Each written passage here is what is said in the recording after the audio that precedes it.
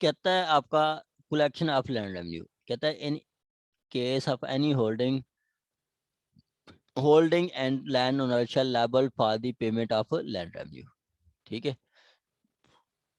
The holding and its land owner shall be liable for the payment of land revenue thereupon, उसके ऊपर जो land revenue होगा वो पे करने का बाउंड होगा। And if if the joint landowner the holding of all landowners shall be liable to payment, अगर 5-7 हैं तो सारे जो होंगे वो लायबल होंगे, ज्वाइंटली और सेवरली वो लायबल होंगे। सपोज के 1 एकड़ 5% के नाम पे है, 5 के 5 लायबल होंगे। ठीक है, 5 एकड़ है 5% के नाम पे है तो 5 के 5 लायबल होंगे। इसी तरह कहता है सिक्योरिटी फॉर पेमेंट और land revenue for the time being, the land revenue for the time being assessed payable in respect of holding shall be first charge upon the rent profit and produce thereof। ठीक है, पहले कैसे होगा वो charge पहले पे assess किया जाएगा, being for the time being assessed and payable in respect of holding shall be first charge upon rent profit and produce। ठीक है, वो आपका जो पेमेंट होगी पहले आपकी होगी रेंट पे कि ज़मीन का जो रेंट है या उसका जो प्रॉफिट है या उसकी प्रोड्यूस पे। उसके बाद फर्दर प्रोसीजर होगी आपका लैंड रेवेन्यू की। ठीक है, वहाँ पे वो बताया गया है ना कि आपका दोनों तरीके से होगा, आपका दोनों तरीके से कैसे कि आपका आपकी होल्डिंग भी लायबल होगी, मतलब वो ज़मीन भी और लैंड ओनर भी, जमीन भी और लैंड ओनर भी, ये दोनों। इसका क्या मतलब है कि होल्डिंग मतलब आपकी प्रोड्यूस से वो जो रेंट आ रहा है वो ले सकते हैं, आपकी जो मतलब होल्डिंग मतलब जमीन से जो रेंट आ रहा है, जो प्रॉफिट आ रहा है, जो उसकी काश्तकारी है, जो फसल है वो ले सकते हैं। एंड लैंड ओनर मतलब उसको भी अरेस्ट कर सकते हैं, दोनों पे अप्लाई होगा। लेकिन सबसे पहले आपने क्या करना है, पहले ये नहीं कि जी मालिक को पकड़ना शुरू हो जाना, नहीं, पहले आपने उसको आपने अरेस्ट करना है, मतलब पहले आपने प्रॉपर देखनी है, आपने वो देखनी है, मतलब आपने प्रोड्यूस लेनी है पहले। आगे कहता है save as the previous consent of collector the rent profit and produce of holding shall not be liable to be taken in execution of decree or order of, court until revenue chargeable against the rent produce or any areas in respect of holding has been paid। ठीक है, कहता है कि जी हाँ, अगर collector इजाजत दे दे तो फिर तो है, कलेक्टर इजाजत दे दे फिर तो है, लेकिन अगर the land profit shall not liable for the execution of decree of court, कि ये नहीं है कि जी हमने लैंड रेवेन्यू लेना हो और कोर्ट उसको कोई कोर्ट है उसको एग्जीक्यूट कर ले, कोर्ट उसको जो है उसको क्या करे, उसको कोर्ट मतलब अटैच कर ले उस ज़मीन को, उस ज़मीन को सेल करने का आर्डर कर दे सिविल कोर्ट। ये नहीं होगा, ये अगर करना है, अगर वो इजाज़त दे देता है तो ठीक है, वरना पहले लैंड रेवेन्यू पे होगा फिर बाद में कोर्ट की कोई डिग्री एग्जीक्यूट होगी। 76 आगे कहता है order to regulate payment of land revenue not standing thing contain any record rights. बावजूद कहता है कि जी कोई रिकॉर्ड ऑफ राइट्स में जो कुछ बताया गया है, द बोर्ड ऑफ रेवेन्यू में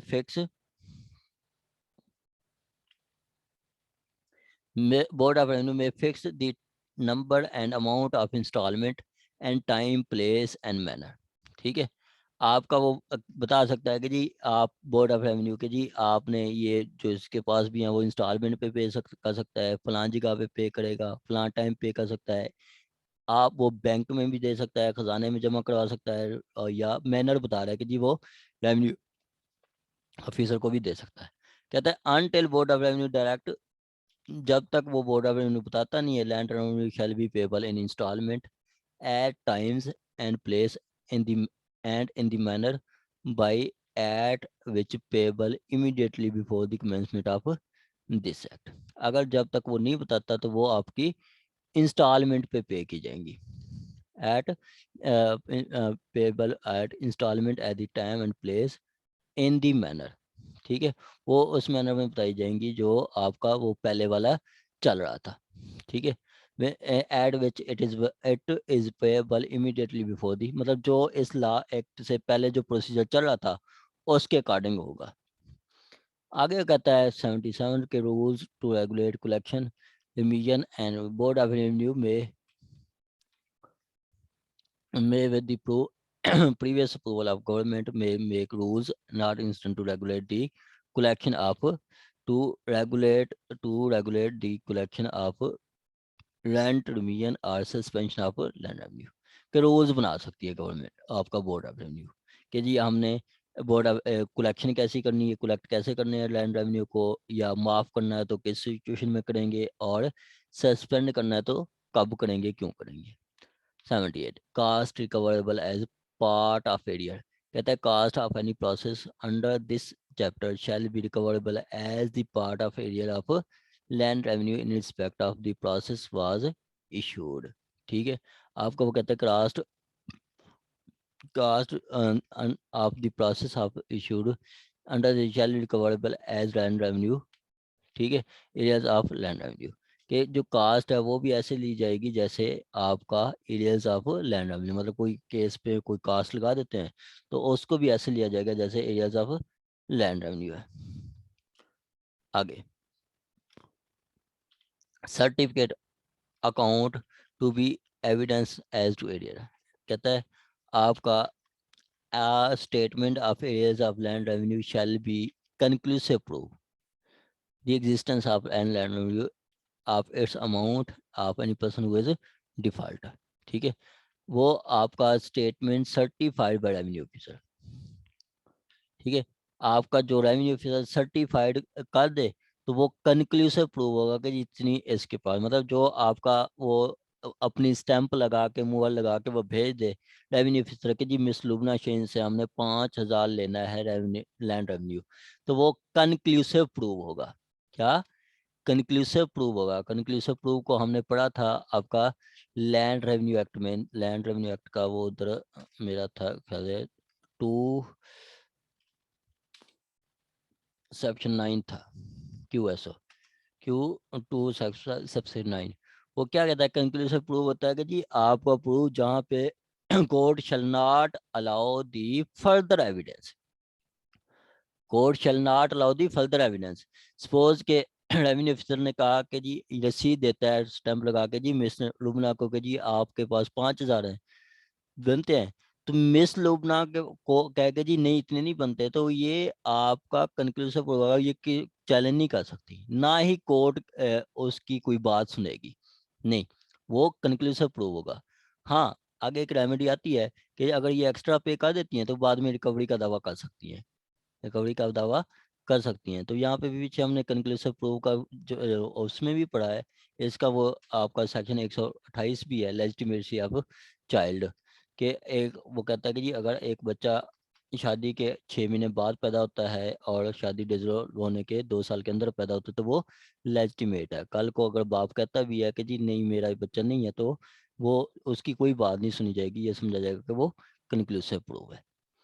यहाँ पे अब ये जो थी मैंने आपको सच ही बताया है, यह सच अगर ये जैसे ये क्वेश्चन आ जाता है तो उसमें ये लिखने की ज़रूरत नहीं है, इसमें ये जो क्वेश्चन आ गया है define the arrears of land revenue, ठीक है, ये आपका वो 74 से आपका 79 तक लिखने की ज़रूरत नहीं है। प्रोसीजर ये आपका 80 से शुरू होता है, ये जो प्रोसीजर है ये आपका 80 से शुरू होता है, ये आपका 80 से शुरू होता है। ये हम कहता है process for recovery of land revenue. ये आपने एक दफ़ा 80 को समझ लेना है तो आगे आपको समझने में आसानी होगी, सिर्फ 80 को आपने समझना है। कहता है सबसे पहले कि आपका वो प्रोसीजर वो बता रहा है subject to provision of this sector and arrears of land revenue may be recovered by one or more of the following process, एक या एक से ज़्यादा कर सकते हैं। क्या सबसे पहले वो कहता है कि जी आपने नोटिस देना है, ठीक है, सबसे पहले नोटिस देना है, उसके बाद हमने अरेस्ट करना है, अरेस्ट करना है। उसके बाद वो कहता है कि जी उसकी डिस्ट्रेस करना है उसकी इमूवेबल प्रॉपर्टी को, मतलब इमूवेबल प्रॉपर्टी को कब्जे में लेना है, उसकी सेल करनी है या कब्जे में ले लेना है। ठीक है, तीसरा प्रोसीजर है। उसके बाद कहता है कि जी उसकी हम होल्डिंग ट्रांसफ़र कर सकते हैं। ठीक है, जैसे मिस लुबना के 5 एकड़ हैं, 5 एकड़ पे लैंड रेवेन्यू नहीं देती तो वो ट्रांसफ़र कर देंगे किसी दूसरे लैंड ओनर को जो कि पहले डिफाल्टर नहीं है।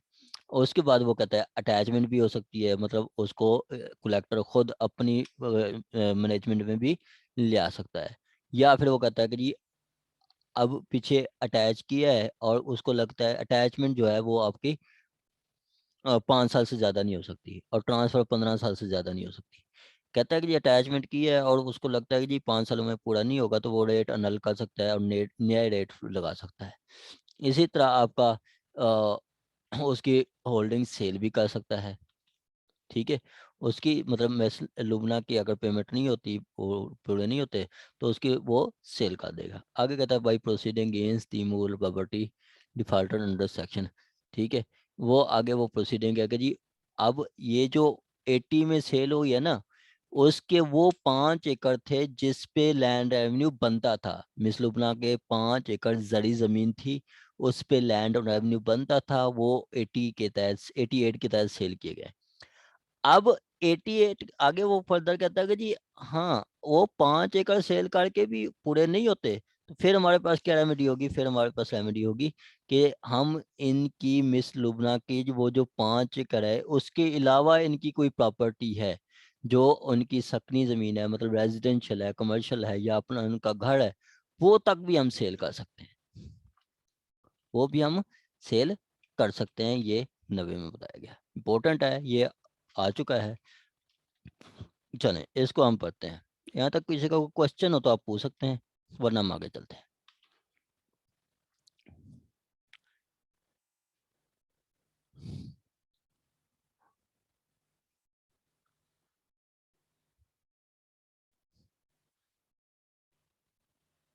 चलें जी आगे।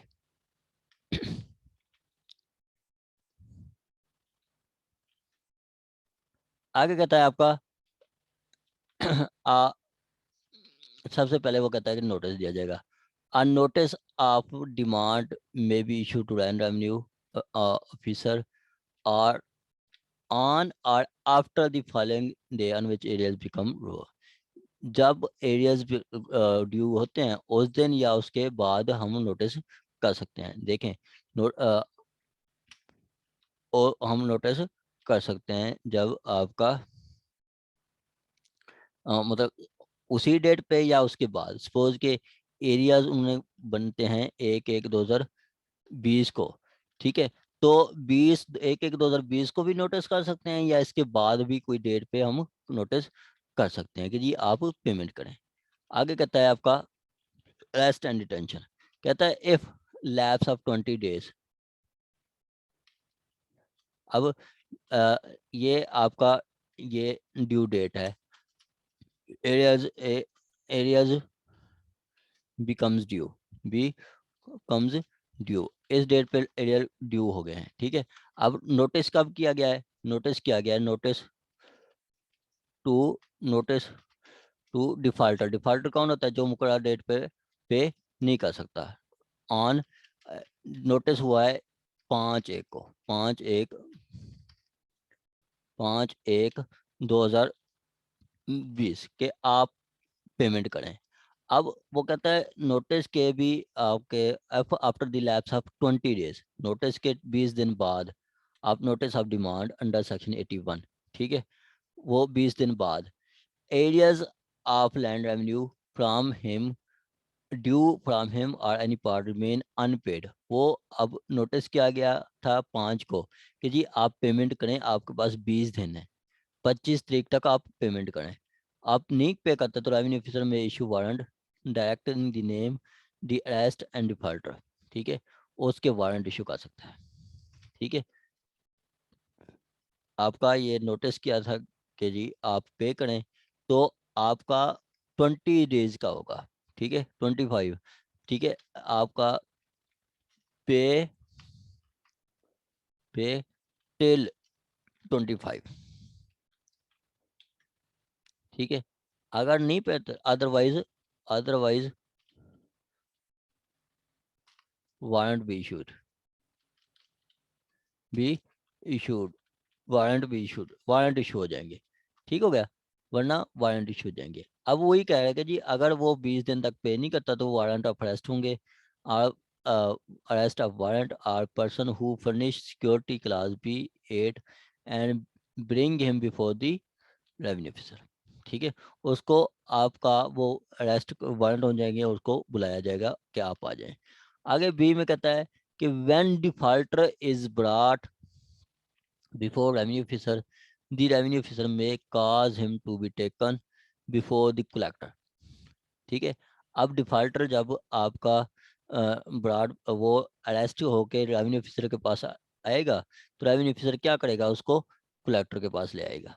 यहाँ पे रेवेन्यू ऑफिसर आपका जो है वो तहसीलदार, असिस्टेंट कलेक्टर ग्रेड फर्स्ट या सेकंड की बात हो रही है, वो क्या करेगा, वो कलेक्टर के पास आएगा या कीप हिम अंदर personal stand for not exceeding 10 days, मतलब जो आपका तहसीलदार है उसको 10 दिन तक रख सकता है। And if arrears remain unpaid cause him to be taken collector, ठीक है। या तो उसी टाइम वो जो आपका तहसीलदार है, रेवेन्यू ऑफिसर है, उसको कलेक्टर के पास ले आएगा। अगर वो उस टाइम नहीं ले आता तो फिर उसको जो है 10 दिन बाद, 10 दिन अपने पास रख सकता है, उसके बाद वो कलेक्टर के पास रहेगा। अब क्या कहता है, if still remain unpaid collector के पास ले आएगा। आगे कहता है when revenue officer keeping the defaulter under personal stain, assistant collector of second grade, he shell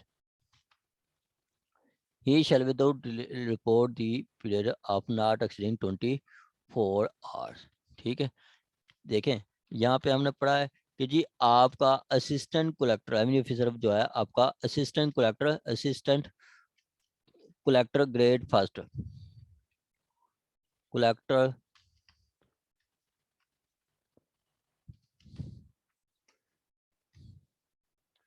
grade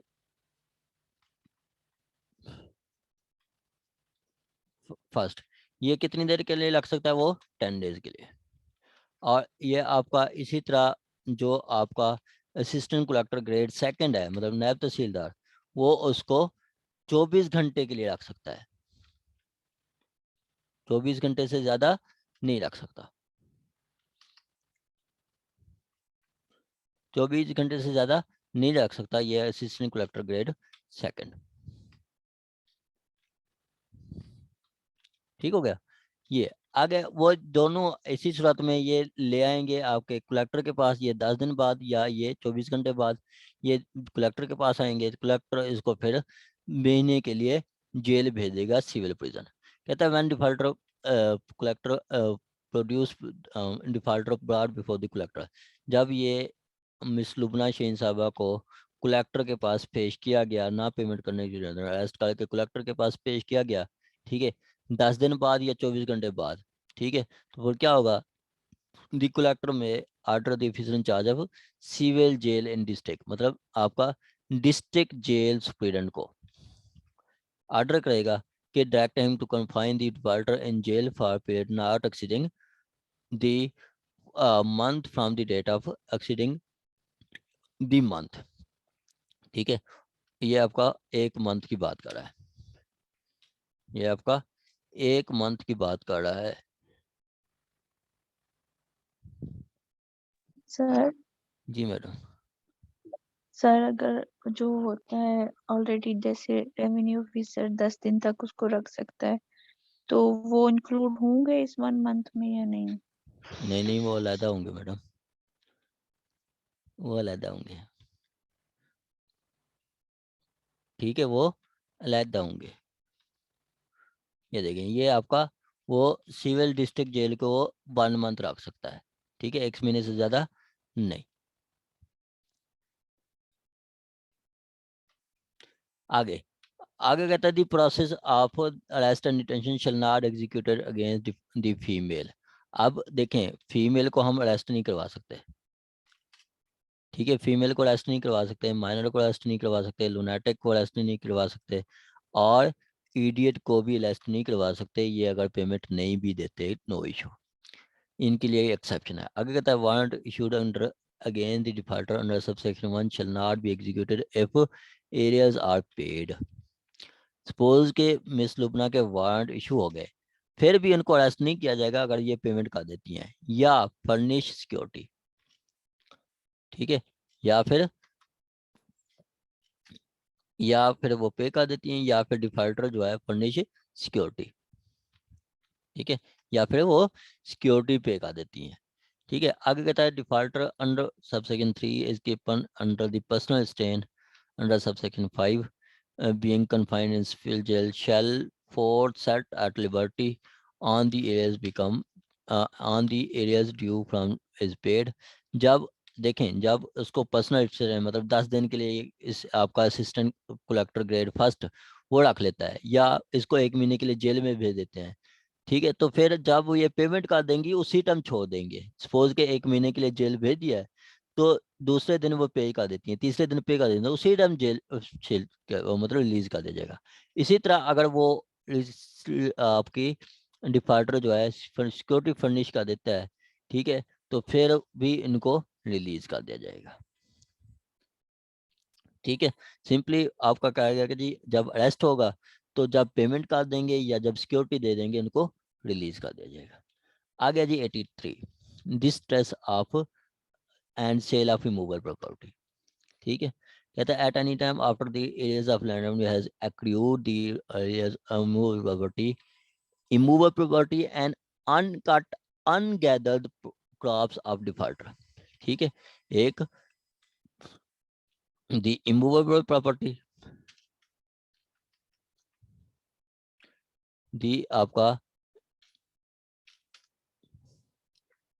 simply वो कह रहा है कि जी आपका उसकी इमूवेबल प्रॉपर्टी या फिर आपका uncut ungathered crops of defaulter, ठीक है। ये क्या कह जाएगा, मे बी डिस्ट्रेन्ड, ठीक है, एंड सोल्ड, मतलब वो डिस्ट्रेन होता है अपने कब्जे में ले लेना या आपका वो सेल कर देना, ठीक है, वो डिस्ट्रेन कर दी जा सकती है और अपने कब्जे में लाई जा सकती है, ठीक हो गया। सपोज के इनके लुबना शिन साहबा के एकड़ जो है 5 एकड़ उसमें जो है गंदम खड़ी है, तो उस खड़ी गंदम को भी सेल किया जा सकता है और उनको कब्जे में लिया जा सकता है। इस तरह इनके अगर नाम कोई इमूवेबल प्रॉपर्टी इमूवेबल यहाँ पे मूवेबल आएगा,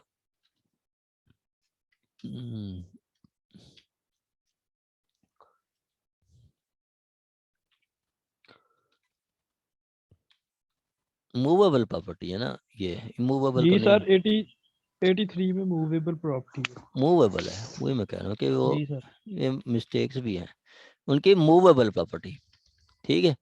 मैंने इधर अपने में जो हैंड्स आउट है ना वो मैंने प्रॉपर सही मेंटेन किया हुआ है। यहाँ पे देखें वो आपका मूवेबल प्रॉपर्टी है, ठीक है, ये आपके मूवेबल प्रॉपर्टी या अनग्रेडेड प्रॉपर्टी को लिया जा सकता है, ठीक है। आगे कहता है distress and sale, distress and sale आपका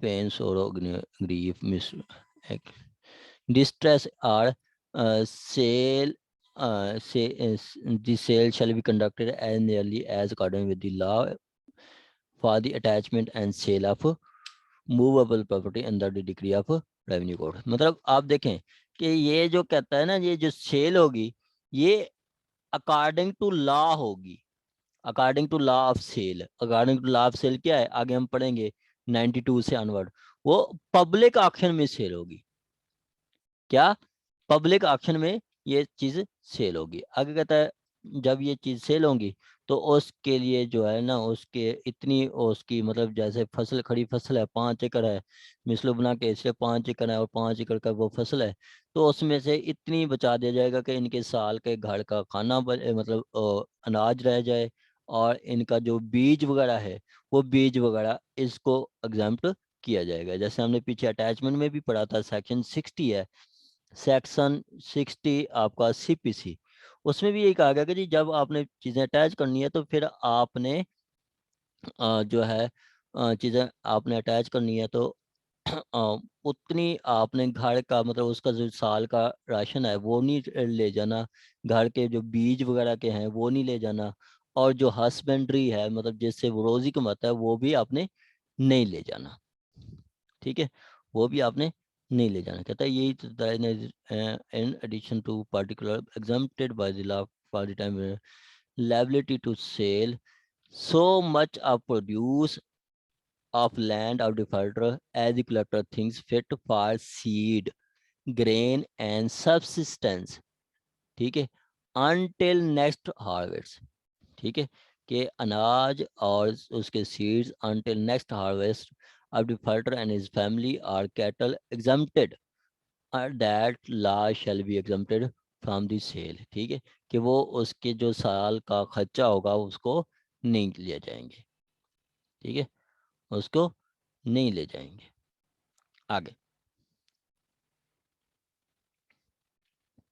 आगे कहता है ट्रांसफर ऑफ होल्डिंग, जब आपका इससे भी नहीं होगा तो फिर होल्डिंग ट्रांसफर कर दी जाएगी, होल्डिंग आपकी ज़मीन, ठीक है, कहता है at the time of a time after an year the revenue officer has at the time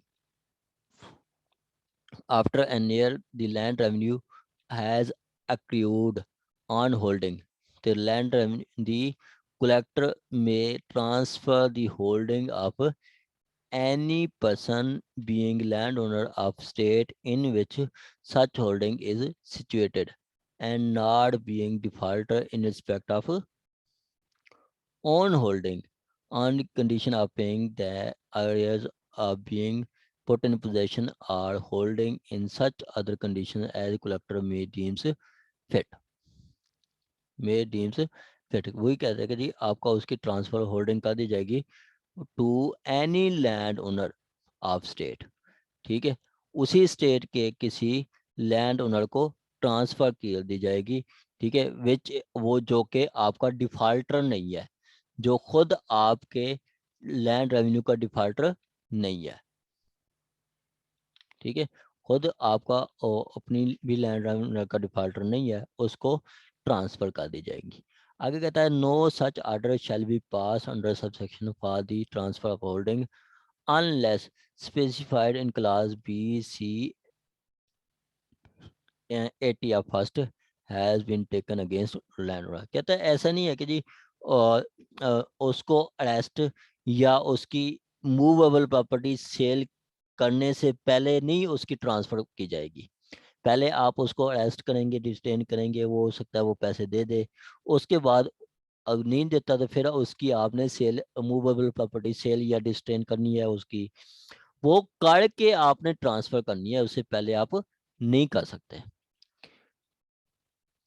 आगे कहता है the transfer as the collector thinks fit either till end the agricultural year which defaulter pay to the transferee among the areas which transferee paid being put in possession of holding for the term not exceeding 10-15 years, कि आपका 15 साल से ज़्यादा transfer नहीं होगी, ठीक है, 15 साल से ज़्यादा ट्रांसफ़र नहीं होगी from the commencement of next agriculture.